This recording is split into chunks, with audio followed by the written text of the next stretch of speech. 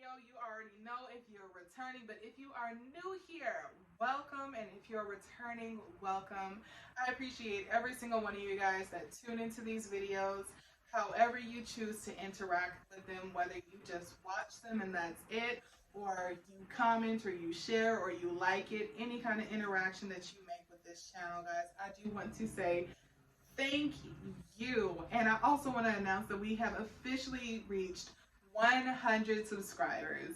And when I tell you, this is not how I expected any of this to happen, it has been so amazing, guys.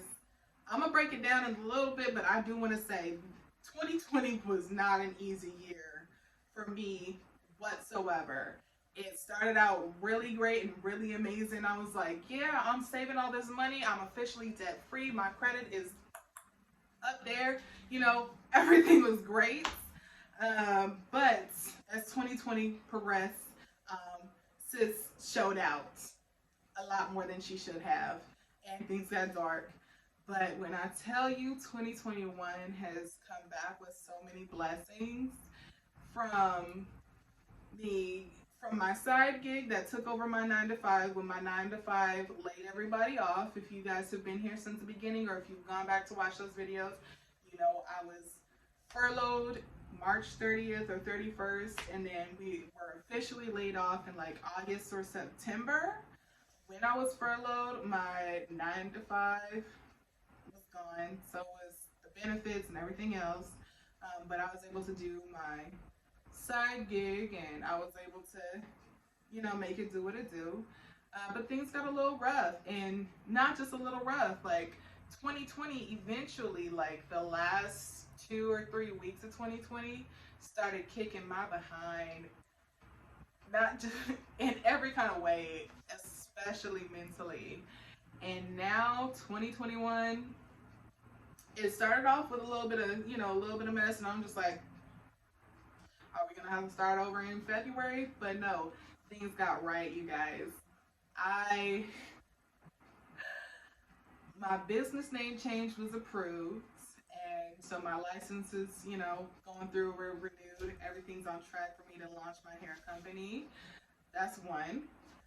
Two, my side gig, the politics that were hitting it and causing me to really struggle and basically go without pay for most of 2020, are dealt with, and now we're back better than ever.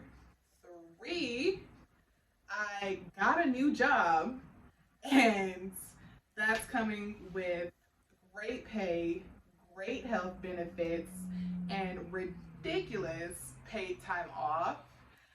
Um, and then four, my baby daddy is finally out of quarantine, so I was able to pick up my sperm tank, which is sitting right here, and I'm going to be inseminating any day. I'm going to tell you guys this right now. I have been crying a lot. Happy tears. Because so much has been going on, and I've had to put so much else before my baby, and I've really just said enough. I don't care how anybody else feels or whatever. I've had to put boundaries up and put my child first, and I couldn't be happier. I couldn't be happier. I will break more stuff down and explain more next week when we share the IUI video, but I just wanted to say that, like, I pray that this year continues to get better. So now that we've said that, now that you guys kind of know, I do want to break this into 4, maybe 5 sections to let you guys know what's happened in 2020, what I've learned along the way, and hopefully share some lessons with you guys. So the first lesson, and I've said this before, I'm going to start out light and work my way through the nitty gritty that people may not feel comfortable talking about, but it's very vital to not just being an adult, but really it's a game changer when you're a parent. So the first one is boundaries, creating boundaries. I did allow a lot of things to happen to me in 2020. I allowed a lot of people to cross boundaries with me, and it really did affect my physical health as well as eventually mental health. And that was not okay. It's not okay. When I tell you my acupuncturist read me, it was embarrassing. She told me, she's like, you are pulling from your own personal stores instead of using this collective energy that's around you. You're pulling from your own personal stores. I had a lot of people with a lot of negative energy. When I say that, they're going through a lot of bad things and a lot of dark things. And instead of using the energy around me, which I could not because it was so toxic, I was really just absorbing their bad attitude, the negative things that they would say, the negative actions that they would take. I was really just absorbing this, and I'm just telling myself, I know better, so I'm going to do better, and I'm just going to hit you with so much positivity, and I'm just going to be so patient with you and be like, well, they're hurting, and so they may cuss at me, they may do whatever they want with me, but I'm going to still be light in their lives, and I'm still going to pour love into them. And that's wonderful. That is noble. Sometimes you really can't use that negative energy around you, but that's not okay. That's not okay because at the end of the day, it was really pulling from me, and it was affecting me physically. And she was saying that my womb basically felt cold when she was doing the acupuncture and assessing my body. She's like, your womb feels cold. When you pull from your own energy, your own stores, you're trying to put all this positivity and be so optimistic and be so supportive of people in layman's terms. When you're trying to be that positive person, yes, that is wonderful. That is what we love to see. But sorry about that. Very loud motorcycle. Um, it's killing you. I started fainting. My womb apparently was cold, which means the cyst that I was getting was not surprising to her whatsoever. The chances of the fertilized egg implanting were lower. Like, so many things were actually going into this. And so that's why she recommended that I get some protective crystals, um, and really be more adamant about my boundaries and be more intentional and actually stick up for my boundaries instead of letting people cross those lines with me. And that was a rough awakening. She's like, until you get some sort of protection over you, um, you're not going to have a successful pregnancy or transfer or anything. Again, with the same motorcycle. I apologize. And I cried. I cried. It was rough, but it was very true. And, as a healer, as a therapist, people are attracted to me that are hurting. And so it was very much, this is part of who you are. It's not just part of your job as it is, but it's also who you are. And so I understand that you may not be able to turn away everybody that's pouring this negativity into you and their toxic feelings and their hurt into you, but you do need to protect yourself. And so since I've been wearing the healing crystal, right now I'm not wearing it because things have actually gotten better this month. But she said, until you do so, it's affecting your fertility. So that was something that I really had to learn the hard way is boundaries, healthy boundaries. Not everybody can pour their crap onto you, You're not meant to be an emotional punching bag. You don't deserve that. So that's definitely number one, guys. Boundaries. Boundaries, I can't say that enough. Boundaries.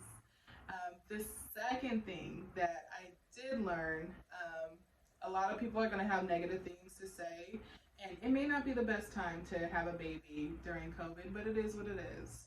The second thing is finances. And I know I said I was going to wait, but to hit it, finances, because this video is getting long, and I want you guys to know finances. I know people used to say, oh, you want at least 3 to 5 months of mortgage, rent, bills, whatever in your savings account.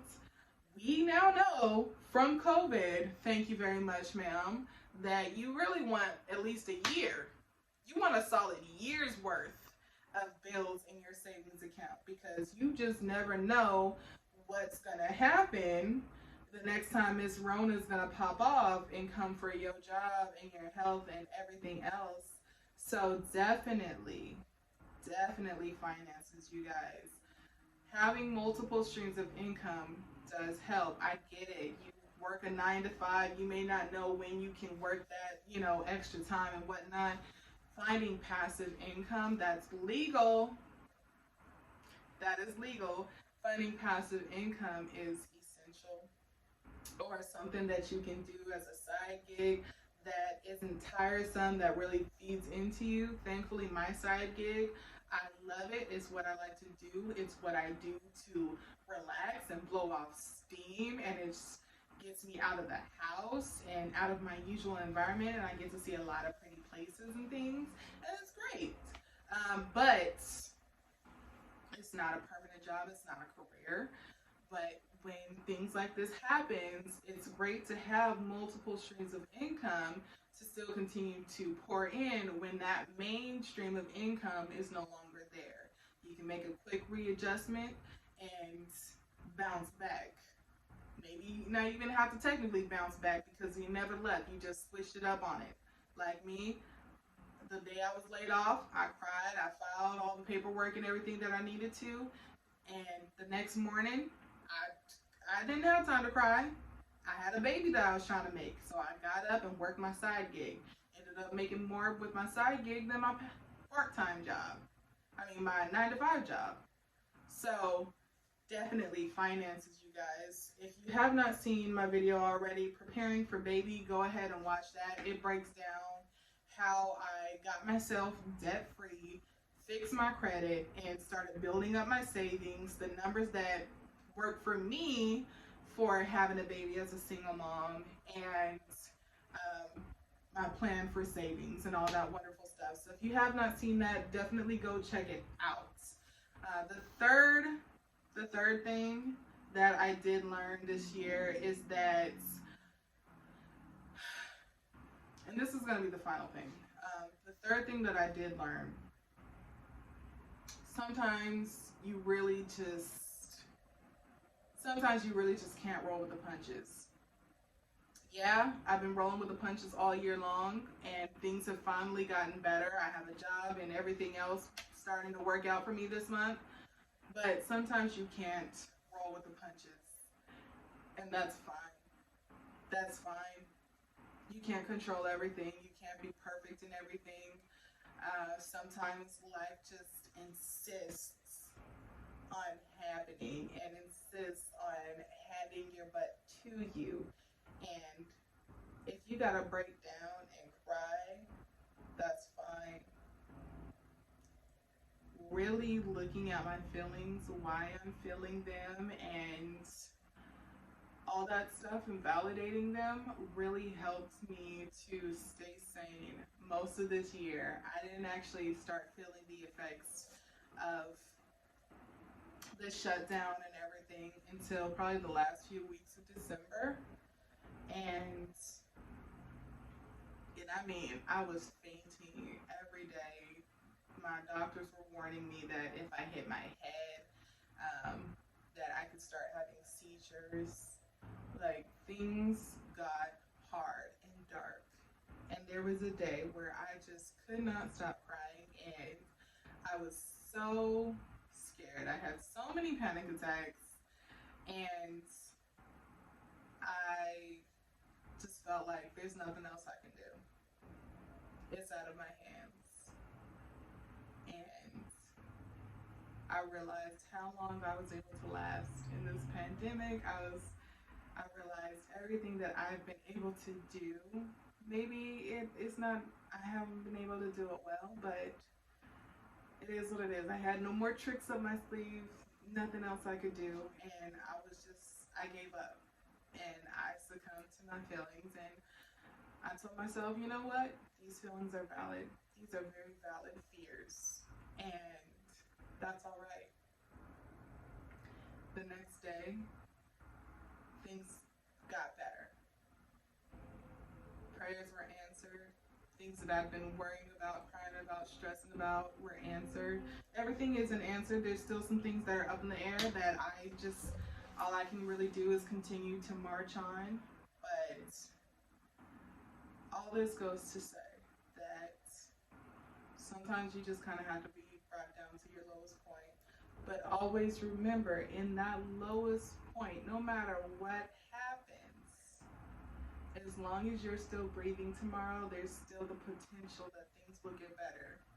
Maybe not tomorrow, maybe in a month, maybe in a couple months. Life is so much shorter than you think. It will get better, you guys. So, right now, I still have a couple things that I have one thing that scares the crap out of me that I don't know how I'm going to fix.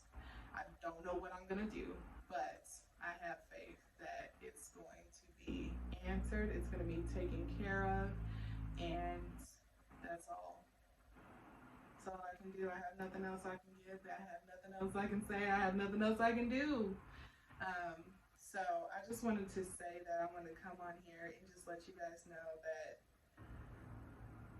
2020 had some hard lessons, but 2021, guys, I promise you, if you have taken those lessons that you have learned and you have truly absorbed that information that you needed, 2021 may not be a perfect year, but I can tell you it's going to be a better year. And we're in this together, you guys. So that is all I have for you guys. I know I didn't mean to get so deep and whatnot, but that's what I got for you guys. Tune in next week. We should have that IUI video. What I'm trying to do right now, I'm going to let you guys know what I'm trying to do is find the right software to stick multiple videos together so I can vlog that for you guys. Otherwise, the whole process is going to be like an hour-long video because there's explaining the tank to you guys, there's explaining the instructions to you guys, showing you guys everything that goes into it. Then I have the thawing time and the body heat and all that other stuff and the waiting time, all that other wonderful things. And so it's going to turn into an hour-long video, and I really don't want to do that to y'all. I'm sure there's maybe a couple people that are like, I'll watch it, but I don't want to do that to you guys. So I'm working on figuring that out. I'm working on getting that proper software because I was trying to do Final Cut Pro, but honey, I am not tech savvy whatsoever. So it's a bit of a struggle. But yeah. Stay tuned, you guys. We got that IUI video coming next week, and I will see you later.